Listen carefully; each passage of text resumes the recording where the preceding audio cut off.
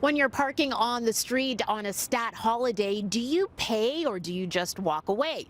Well, the City of Toronto says that payment is always required no matter what, even no exemption for a holiday.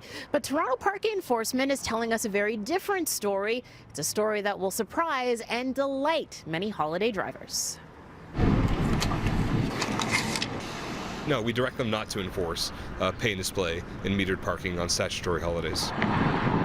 Toronto Parking Enforcement says their officers are giving you a break on stat holidays like Good Friday. You're in front of a meter. Would you pay for the parking? But drivers we spoke to had no idea and still aren't clear on the rules. Even on stats, I'll pay the parking meter. Yeah, just in case, because it's harder to fight a ticket once you get it than to just pay for the parking. I have no clue, to be honest. I usually only go by what's on the signs.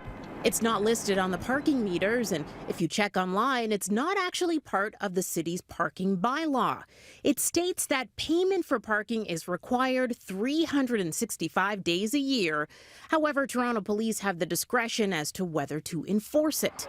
Now, parking officers say it hasn't been enforced on stat holidays for years, and it's not just metered street parking that's getting a pass. So rush hour routes are not enforced, or any timed areas where it would indicate something to the effect, as an example, like no parking Monday to Friday from 8 to 4 o'clock.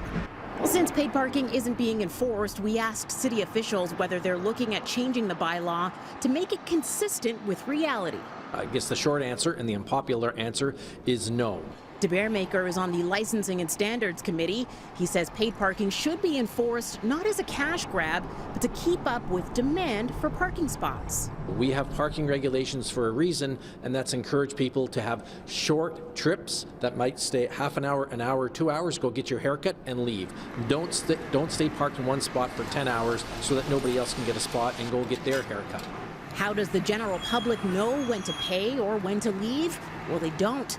The holiday bylaw says enforcement should communicate their intentions through their public communications office.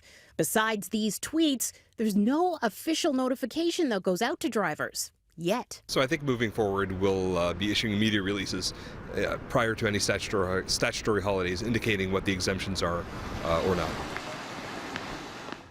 Now, it's important to note that drivers can't just park anywhere they want on stat holidays. You still can't park near, let's say, parking or fire hydrants, as well as in no parking zones. Those clear violations will still get you a ticket no matter what day of the year it is.